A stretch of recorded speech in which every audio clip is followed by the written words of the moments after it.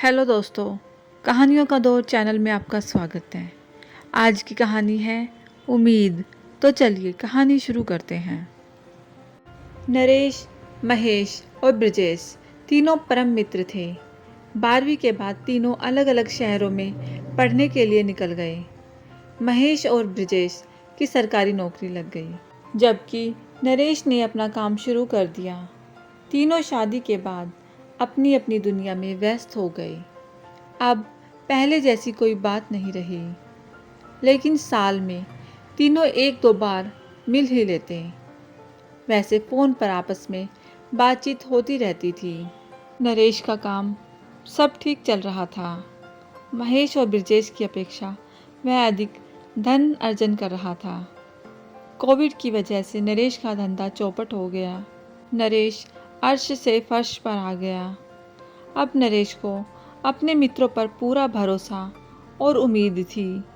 उसने दोनों को फ़ोन लगाया और अपनी माली हालत की जानकारी देकर मदद की अपेक्षा की। ब्रजेश और महेश ने दोनों ने ही मना तो नहीं किया, लेकिन बहाना बना दिया। नरेश को दोनों से यह उम्मीद नहीं थी। वह उन्हें अपनी मुसीबत में जमा पूंजी समझता था। जब उनकी तरफ से कोई मदद नहीं मिली तो वह बहुत दुखी ही नहीं बल्कि निराश हो गया।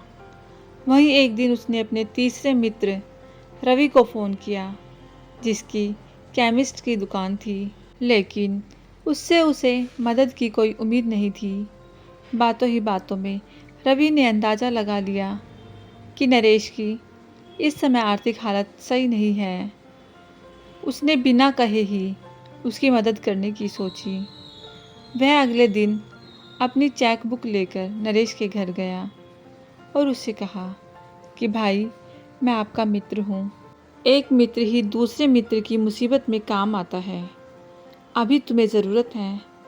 धन वही काम का होता है जो वक्त पर किसी की मुसीबत में काम आए। आज तुम्हें मेरी ज़रूरत है, कल मुझे तुम्हारी ज़रूरत हो सकती है। यह सुनकर नरेश की आंखों में खुशी के आंसू आ गए। उसने अपनी मन की सारी बात बता दी और यह भी कहा कि जिन मित्रों से मुझे उम्मीद थी, उन्होंने बहाना बना दिया। तुमसे मुझे कोई उम्मीद ही नहीं थी, लेकिन तुमने ही मेरी मदद की।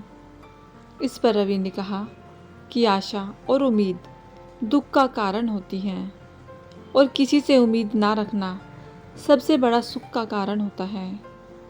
माँ बाप को बच्चों से उम्मीद नहीं रखनी चाहिए। मित्र को मित्र से कोई बड़ी आशा नहीं रखनी चाहिए। ऐसे ही पति पत्नी को एक दूसरे से बड़ी उम्मीद नहीं रखनी चाहिए। हो सकता है जब आप उम्मीद रख रहे हों और वह किसी विषम परिस्थिति में हो, आपकी चाहकर भी मदद नहीं कर सकते हों, या उनके पास धन वैभव उपलब्ध भी हो, वह नहीं देना चाहते हों क्योंकि उस पर उनका निजी अधिकार है। हमारी उनसे उपेक्षा रखना हमारे मनोभावों को दुखी करने के लिए पहला कारण है। नरेश की समझ में रवि की बात आ गई और वह खुश होकर बोला कि आशा या उम्मीद दुख का एक कारण है, अतः आज के बाद कभी किसी से कोई उम्मीद नहीं रखूँगा। रवि ने नरेश को चेक पकड़ाते हुए कहा कि यह आपकी नाउम्मीद की तरफ से छोटी सी मदद है, स्वीकार कीजिए। दोनों हंसते हुए चाय की चुस्कियाँ लेने लगे। तो दोस्तों, अगर हम किसी की मदद कर सकते हैं तो हमें मदद ज़रूर करनी चाहिए। तो दोस्तों, आपको ये छोटी सी कहानी कैसी लगी, मुझे कमेंट करके ज़रूर बताएं।